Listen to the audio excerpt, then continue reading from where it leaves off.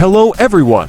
In this video, I'm going to show you all the coolest and craziest guesses about what's going to be in the new Melon Playground update. There will be some rare plums, interesting theories, and even ideas that might be added in the next update. Make sure to watch until the end, because towards the end, I'm going to show you some concepts that might actually be added to the game soon.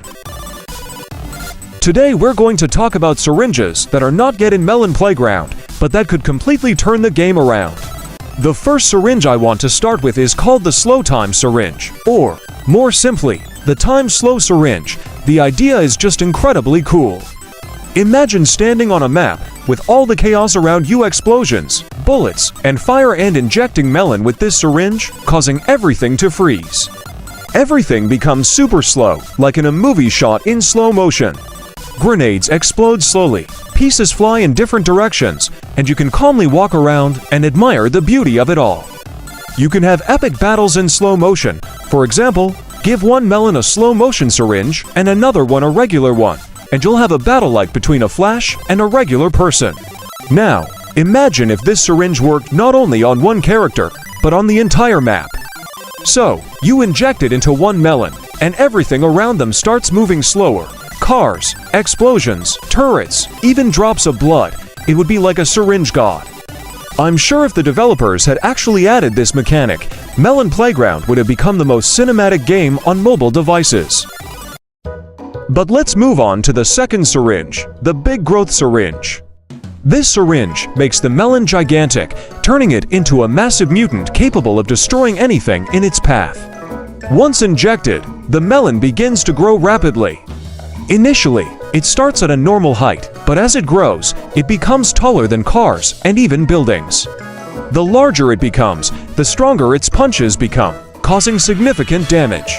Imagine being a regular Melon when suddenly, this giant appears with fiery eyes, massive arms, and the ability to send you flying into space with a single strike. This is perfect for videos and experiments. You can even make a battle, a giant against a dozen small melons, or a giant against a tank. And now, pay attention if you combine this syringe with others. For example, if you inject a growth syringe and then a fire syringe, you'll create a massive fire monster. Alternatively, if you add a cold syringe, you'll have an icy giant that freezes everything around it. There are countless combinations you can create, and each one would be absolutely stunning. I believe these syringes are what make the game truly alive, as they offer endless possibilities for experimentation. The third syringe I want to show you is called the reverse syringe, or the reverse action syringe, and this is where things get interesting. This syringe does the opposite of what it's supposed to do. For example, if a regular syringe heals, this one will hurt. If a syringe slows down, this one will speed up. If you inject it into a dead Melon, it might come back to life, but with some strange glitches. Imagine having your body move backwards, your arm spinning in the opposite direction, and your sounds rewound. Perfect for creepy videos and experiments. For example, you can take two Melons and give one a regular syringe and the other a reverse syringe. Then you can watch how they interact. One will heal, while the other will break. One will speed up, while the other will slow down.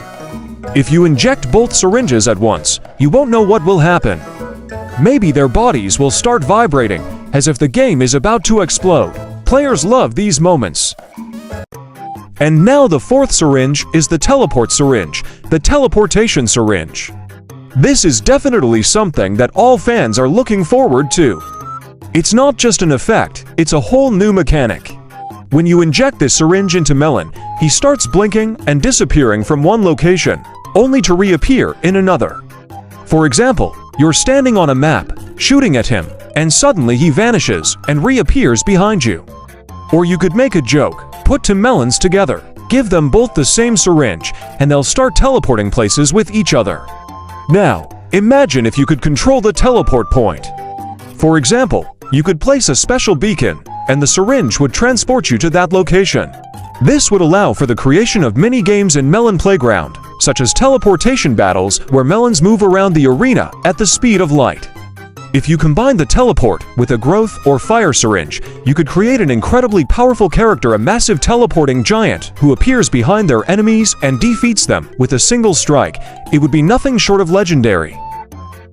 The fifth syringe that I think should be in the game is the cloning syringe.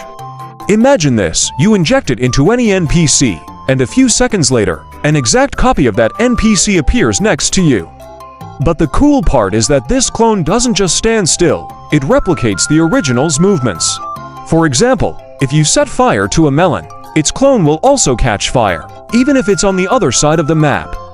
Or, let's say, one melon falls, and its double falls in the same way, with the same movements. It would look super cool and a little creepy, especially if you made a dozen of these clones, an army of identical melons repeating all the movements like a reflection in a mirror. But now imagine what would happen if you injected this syringe into a turret instead of a human. Yes, cloning turrets. For example, you placed a regular turret, injected it with the cloning syringe, and it began creating copies of itself around it. Each copy shoots, moves, and even rotates synchronously, as if they were controlled by a single brain. This would be a true weapon of mass chaos. Now, imagine injecting the cloning syringe into a clone. The game just can't handle it. A fierce bug fest begins, the screen shakes, and hundreds of identical melons appear around, filling the entire space. It's precisely such moments that players adore for their chaos and unpredictability. And now the sixth syringe, which I think would be just legendary: Reality Breaker Syringe, or the Reality of Destruction Syringe. It's not just a syringe, it's something like the final boss among all the syringes.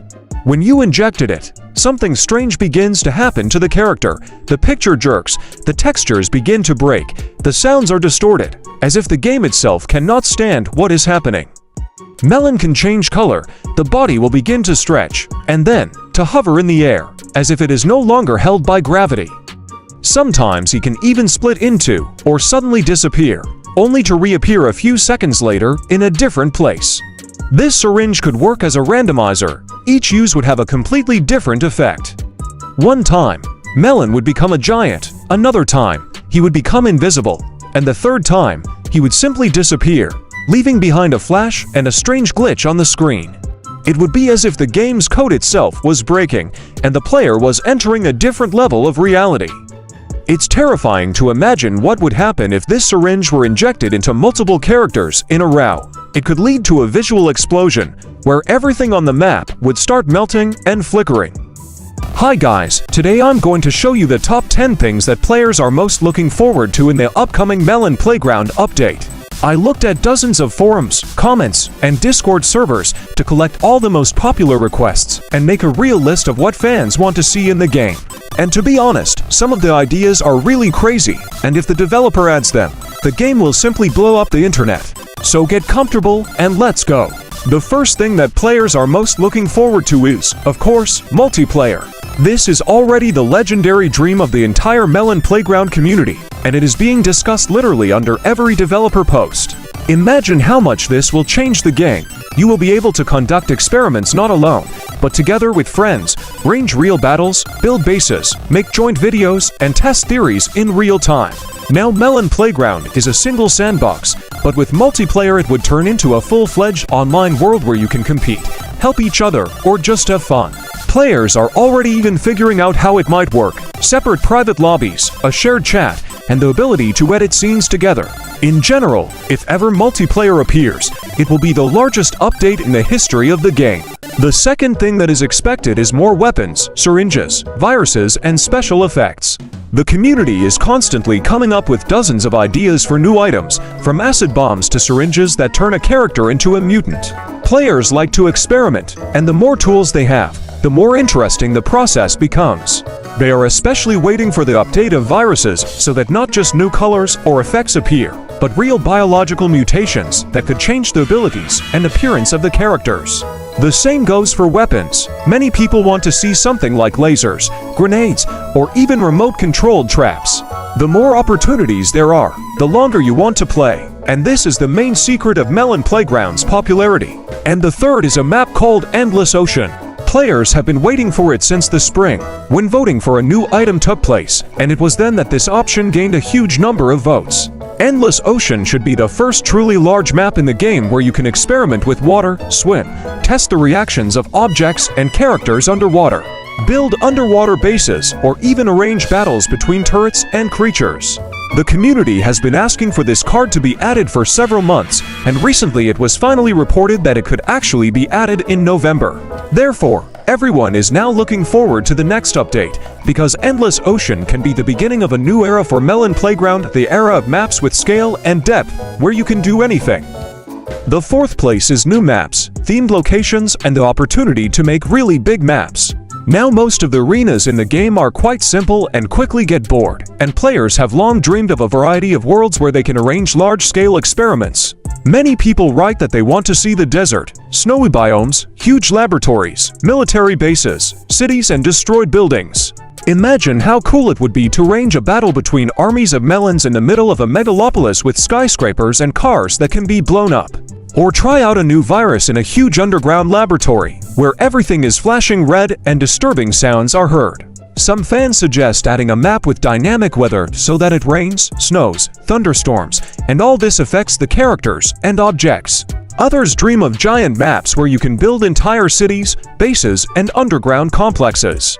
Now space is limited, and when you create something larger scale, the game starts to lag. So many people are waiting for not just new locations, but the ability to resize the map, enlarge the territory, and save huge worlds. This would give players an almost endless space for creativity, and then each experiment could turn into a full-fledged story. The fifth point is food, farming, and a survival system.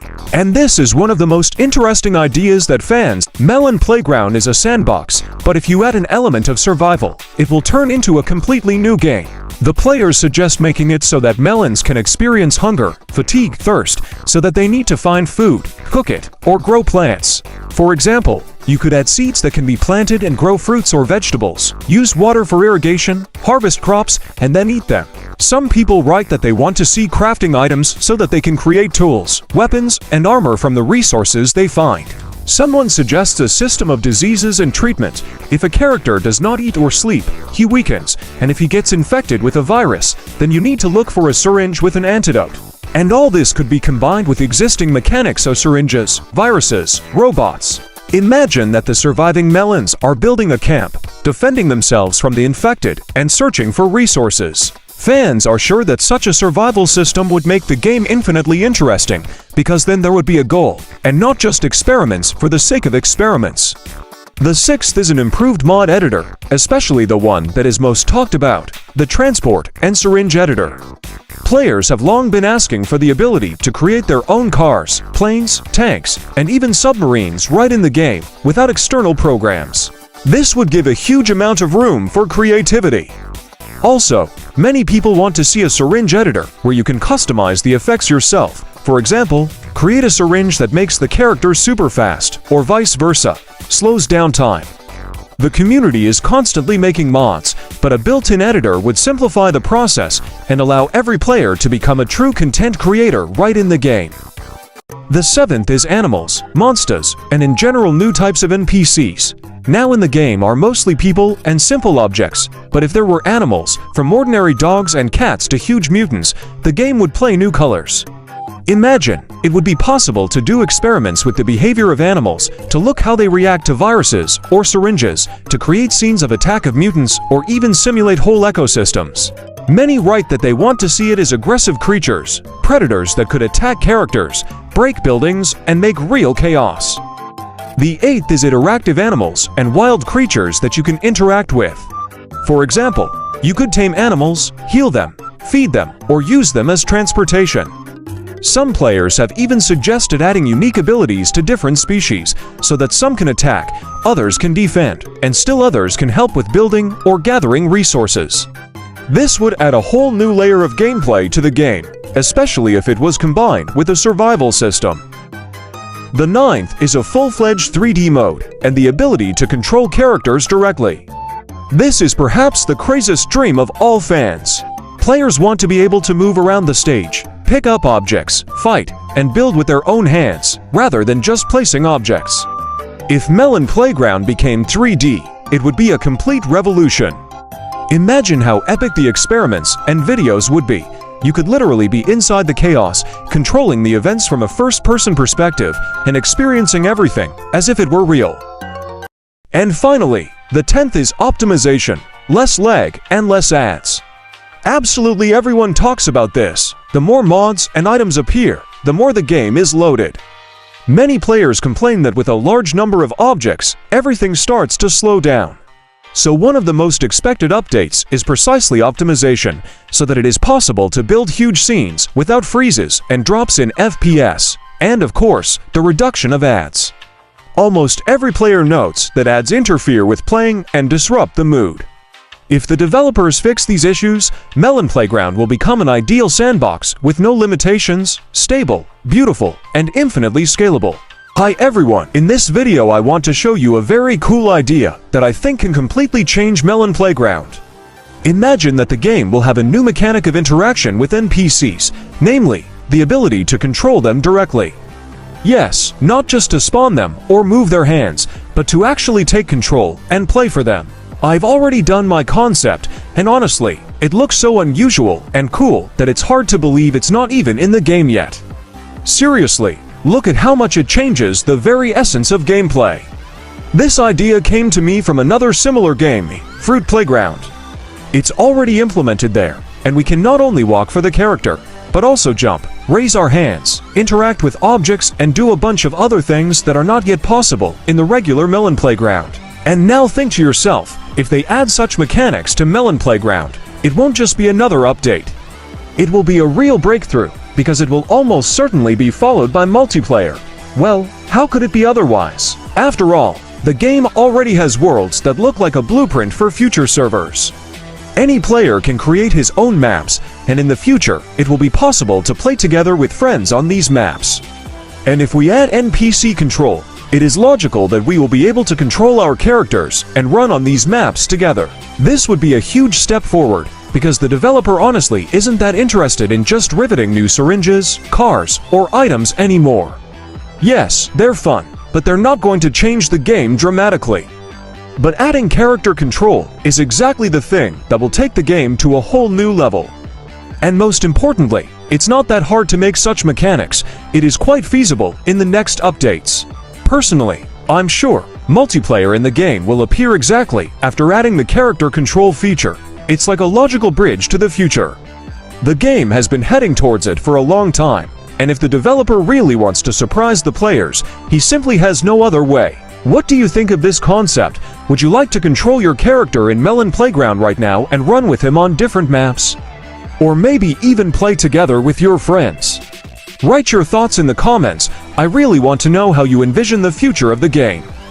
I think this will be one of the most talked about updates in the history of Melon Playground. Hey everyone! In this video I decided to think about what would happen if Melon Playground got a 3D mode and also multiplayer. I think these are the two biggest updates players are waiting for. So let's discuss when they might arrive and how much the game would change. Episode 1. Introduction.